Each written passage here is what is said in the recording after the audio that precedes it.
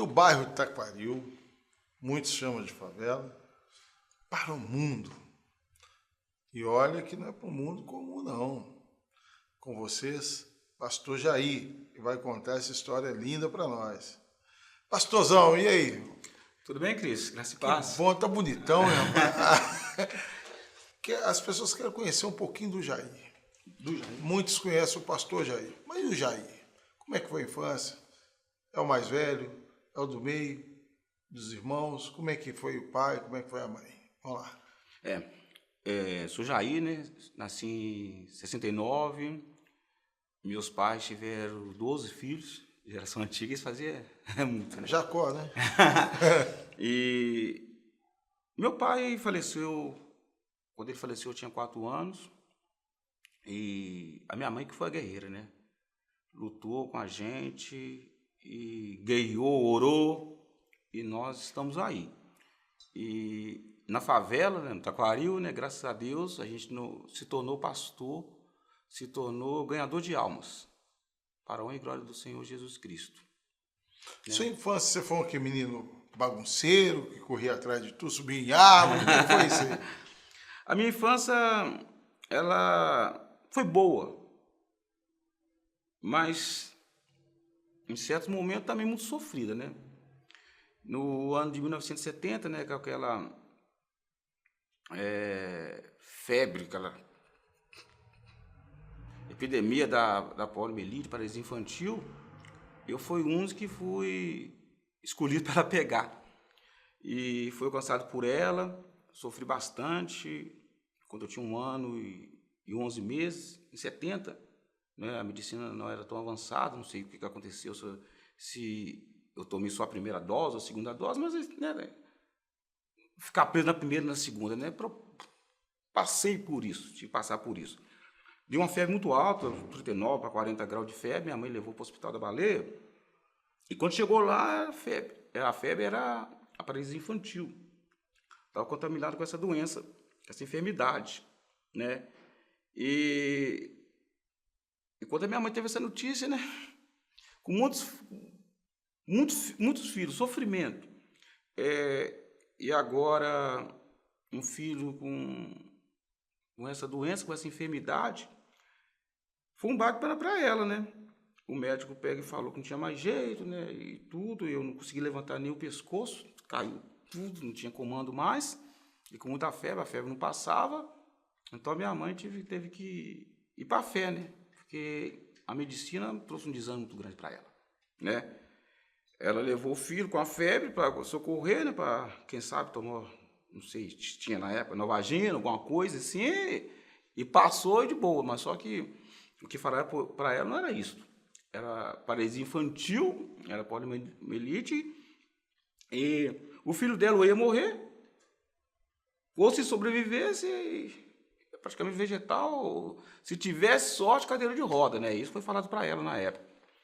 E então, quando eu tive 1 ano, minha mãe foi para a fé, para a oração, e ela, eu soube a notícia, o pastor, depois de muito tempo, que é legal, para você ver que foi uma fé. Depois que eu estava no ministério, eu falei assim, poxa, aquelas dúvidas que a gente tem, por que Deus me chamou para ser pastor? Tinha gente mais importante, tinha gente melhor, mais bem preparada, por quê? Por que eu? E quando eu estava passando uma dificuldade dessa, eu consultando a Deus na igreja, eu saí, quando eu fui pegar o carro, veio uma senhora, falei assim, pastor, eu preciso falar um negócio com o senhor que está me incomodando muito, tem alguns dias. Eu falei assim, o que foi, mano? Fala. Ela é vizinha da igreja. Ela falou assim, em 1970, quando você teve paralisia infantil, eu cuidava eu tratava da minha filha, e a sua mãe ia comigo com você no colo. Então nós era companhia. E Deus me incomodou demais para falar para você, eu não te encontrava, agora Deus me incomodou, então eu vim aqui e falei assim, esta é a hora. Eu falei, então fala.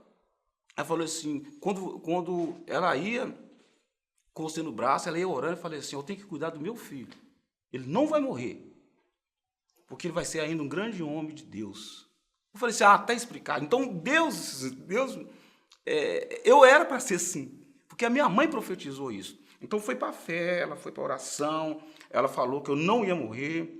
E ela pega, mas só que quando ela recebeu essa notícia do médico, ela voltou para casa e esperou. Não tinha mais jeito. O que o doutor ia poder fazer? O doutor Renato, lembro dele.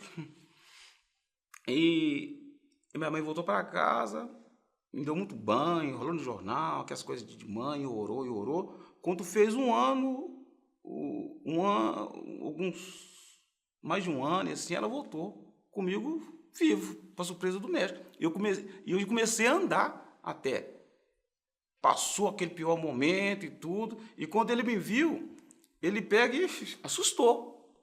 Aí pega e explicou, foi meu Deus e tudo, né, aquela conta. Aí começou a sessão de... Aí ele animou, né?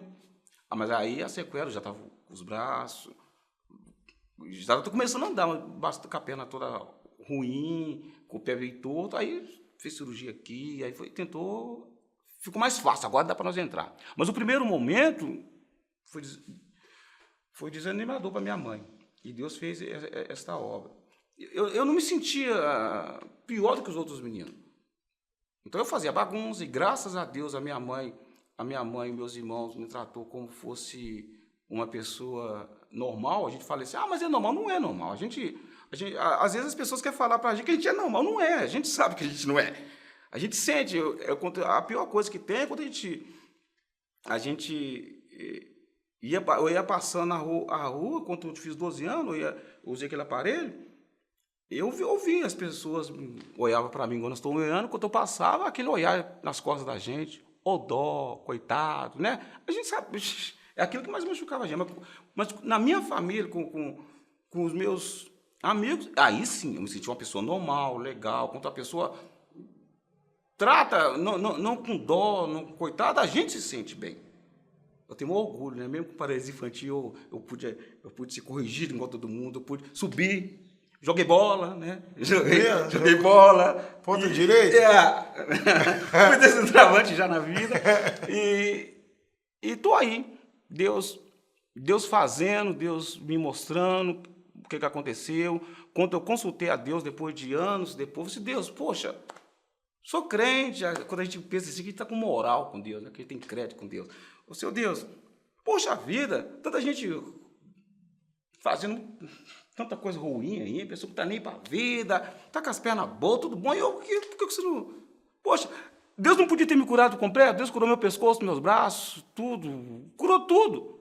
Por que só faltou uma perna, Deus, por quê? Por que você não fez um negócio por completo, só a perna aí, só se deixou para trás? Por ser Deus, né? Aí foi legal que Deus falou muito, muito profundo no meu coração e falou assim, deixei a marquinha para você lembrar. O milagre que eu fiz na sua vida quando você era criança. E é legal, é muito bom. Eu lembrei de Jacó, né? Lutou com Deus, Deus deixou uma marca nele. E hoje eu estou, graças a Deus, sou muito bem resolvido, glória a Deus. Eu, como pastor, eu conto lá na igreja que é legal demais. Tem uma vizinha que viu a gente crescendo, fazendo bagunça com os filhos dela, e depois se tornou que favela, um vai para um lado, né, da comunidade, outro vai para o outro. Quando chegou a certa idade, eu fui para o evangelho, né, com 17 anos. Deixei essas amizades para lá, né, e fui para o evangelho. E meu apelido era Ney. Aí um dia eu fui na casa dessa vizinha, depois de anos e anos e anos, ela estava com um problema no joelho. Ela falou assim, os crentes vão vir cá, o pastor vai vir cá. Mas eu não sabia que o pastor Jair era o Ney. Aí foi engraçado que eu cheguei lá, nós conversando, ela falou assim, nessa igreja do pastor Jair, diz que esse pastor Jair é uma benção, esse pastor Jair, as coisas acontecem lá. Aí, ela chegou, mas é ele? Aí como? Como que vai me curar, sendo que ele está com o joelho ruim igual eu? Eu comecei a rir, né? Porque as pessoas pensam que é a gente que faz, né? E é Deus, né? A gente só é o canal. E eu comecei a rir na cara dela, falei, senhor, mas é aí. Se eu fosse que curasse, minha filha, primeiramente eu ia curar eu, depois eu resolvi o seu caso. E ela falou assim, tá com o joelho pior que o meu? Eu vi Deus de menina aí, ó, e tal. Mas só que, glória a Deus, quando a gente está resolvido, quando Deus trata no coração da gente, as coisas fluem. Mas quando a gente é criança, não, Cris. Quando a gente é criança, é complicado. Muito bullying? Não. Hoje está esse negócio de bula aí. Antigamente era gozação e ofensa. Não. Hoje a gente vê assim, as pessoas se doendo por qualquer coisinha, é bullying, né? bullying mesmo, ofensa mesmo, quando a pessoa sofre com o médico, você não consegue acompanhar as outras crianças, as crianças fazem umas coisas que você não consegue fazer, e as pessoas debocham, te remedam a andar, te chamam de aleijado. E isso, agora hoje, deixa eu falar que a gente fala assim, poxa, de falar de cor, nós de cor aqui a gente não pode falar, que diz que é um bocado de coisa, vai passar o que quem está na cadeira de roda passa, que quem tem problema visual passa, o que a gente passa até hoje dentro de ônibus, eu não gosto nem de andar dentro de ônibus para pegar. Vendi meu carro, aí não vou pegar o Uber, porque quando a gente chega dentro do ônibus, as pessoas aí fingem que tá dormindo. E essas pessoas que sofrem.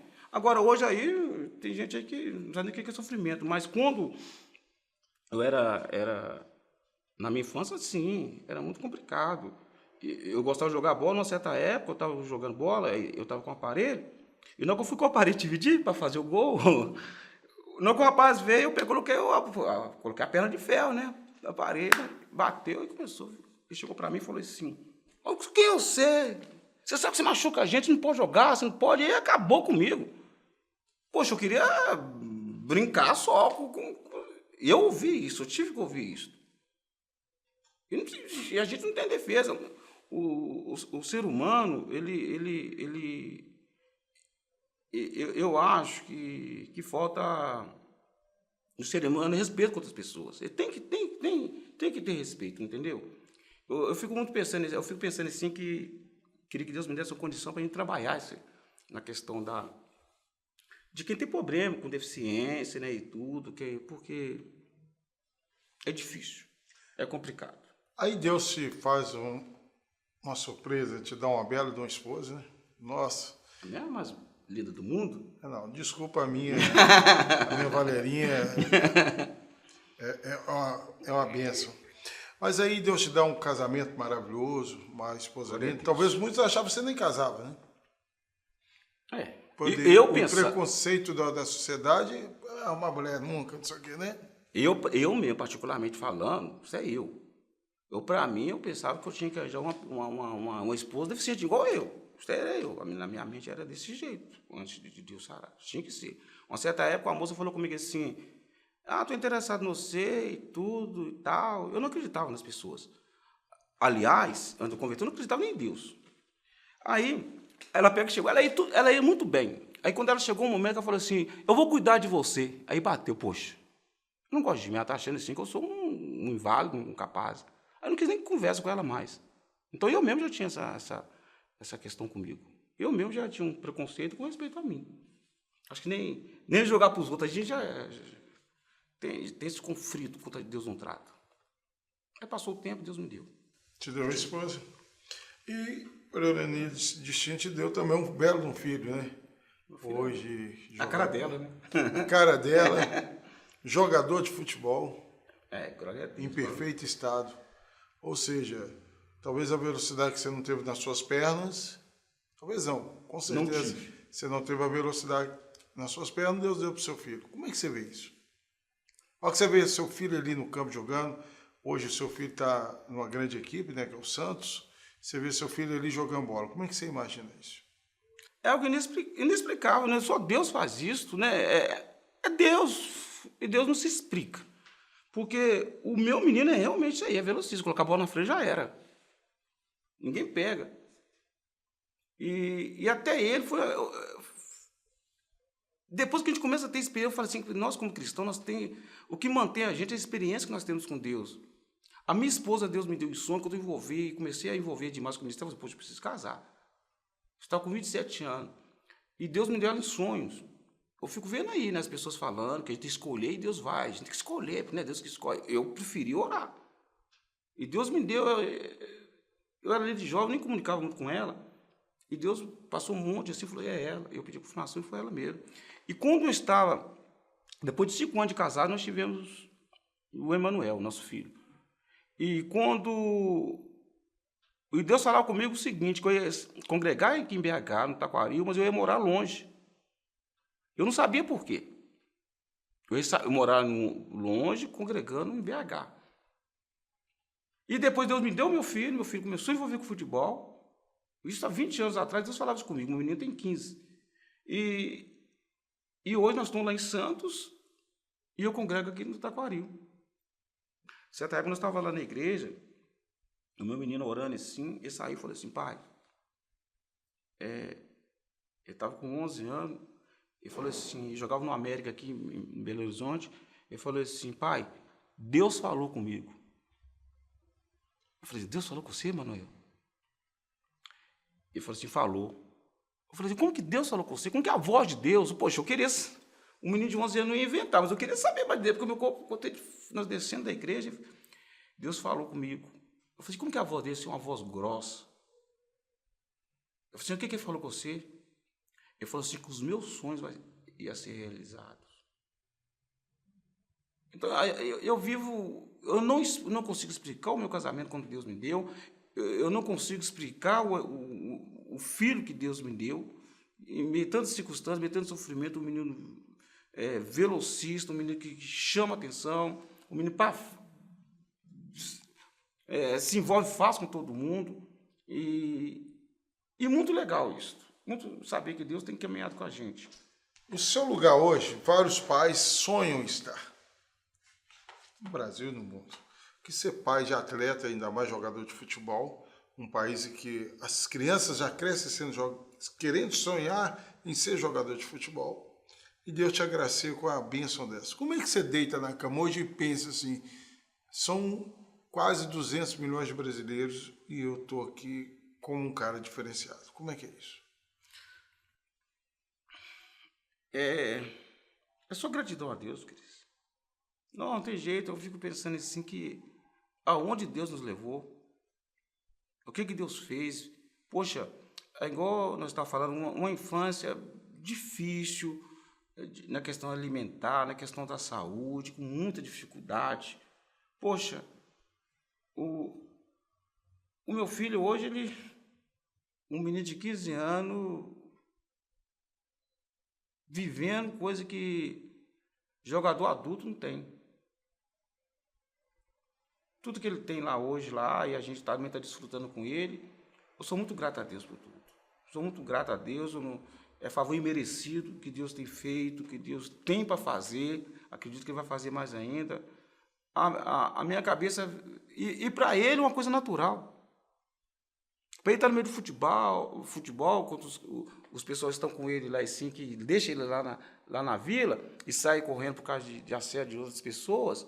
Quando ele entra, eu me sinto todo cheio de orgulho. Quando a gente coloca ele lá dentro do Repelé, hoje não vou com ele, vai sozinho, né? Com os amigos dele.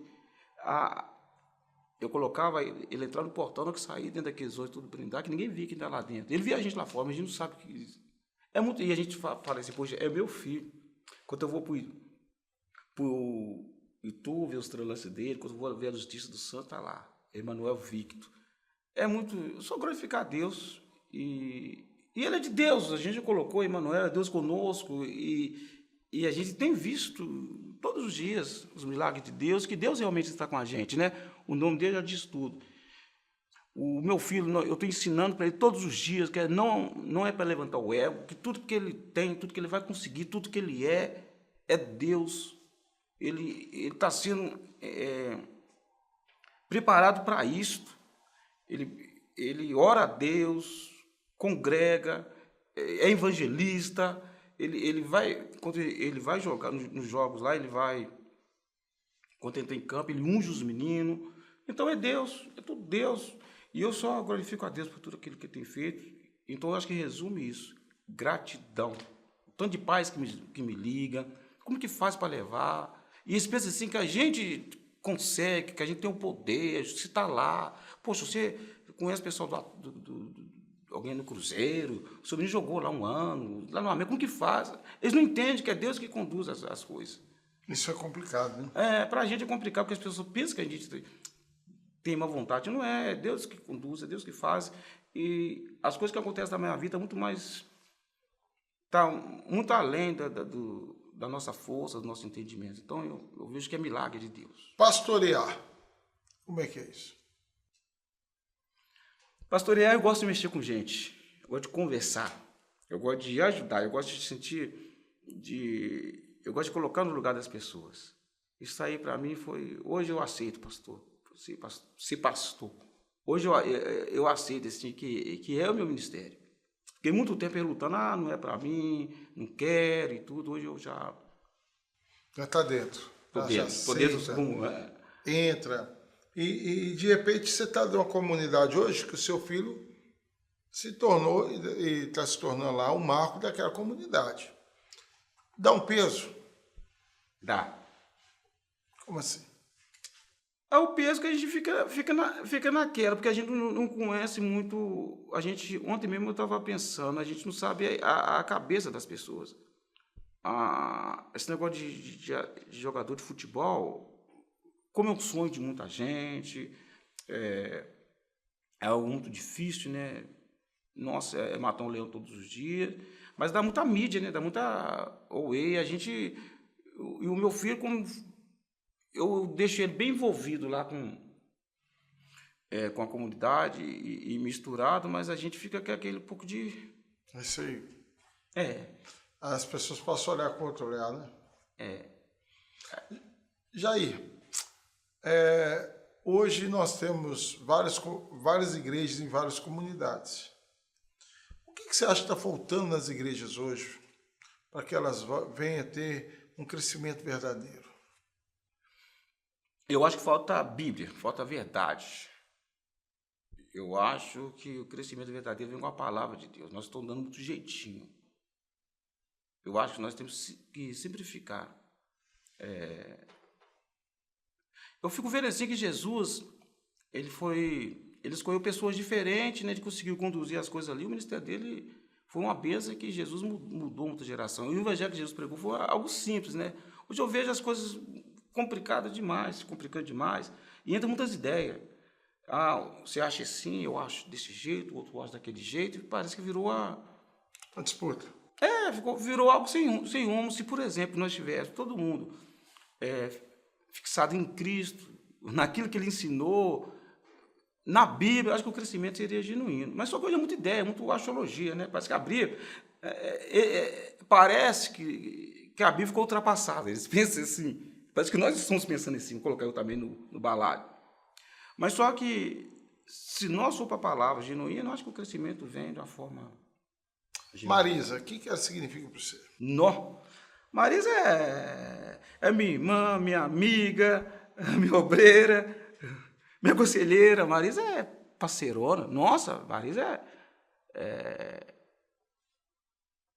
demais. Não tem nem palavra, não. A comunidade do Taquaril, o que significa para você? Meu aconchego, viu? A gente, embora tá lá em Santos, cidade maravilhosa, acolheu a gente muito bem. Eu chego assim perto do mar e assim, nossa, onde Deus trouxe a gente para ficar? Tem 2 anos que a gente tá lá, a gente não sabe nem para onde a gente vai depois, mas a saudade do lugar que a gente passou a infância da gente é um lugar especial. Taquaril é muito benção demais. Muito benção. E hoje você tem planos para o futuro. A gente sabe que os planos é de Deus primeiro. O seu menino, você tem ensinado ele a cuidar também dessa área de pessoas com deficiência? Como é que você vê o olhar dele para isso? Não. O meu filho, ele pensa na comunidade. Tem projeto lá no Taquaril. Isso ele pensa. Mas a questão de deficiência, eu acho que funciona. As pessoas que envolveram com drogas, quando ele converte, ele quer envolver na droga. Acho que como o meu filho não passou a questão de deficiência, ele veio como pai, ele não veio como deficiente. Ele não passou por isso, ele não pensa no deficiente, ele pensa, o deficiente eu penso. Porque eu passei. Mas ele não tem. Ele não veio como deficiente, né? Ele não tem essa experiência que eu tive. Ele pensa. Tem um projeto de futebol, nós criamos, não conseguimos, agora a gente vai começar de novo. Um projeto lá no Taquaril grande para ajudar a comunidade, você pensa. Agora, eu penso igual ele também no social, mas eu tenho uma quedinha para a questão dos deficientes. Eliane. O amor da minha vida, a minha gata. Aquilo ali é uma mulher que Deus me deu mesmo, que isso vai passar o que a gente já passou com a igreja, agora com o Emanuel. Essa ida e vinda para Santo, com a igreja aqui no Taquaril, a gente lá. E as pessoas pensam, vai abrir igreja lá. Eu estava conversando com a motorista do Uber, ela falou, você é pastor? Eu sou. Você vai ter igreja aqui em Santos? Eu disse, não, a igreja nossa é lá no Taquaril. E ela lá, cuidando das coisas do Emanuel. E quando eu estou lá, ela vem para cá, a união nossa é muito boa, é muito legal. E ela é a minha... me completou demais, né? Se não fosse ela, graças a Deus que eu pedi, Deus, né?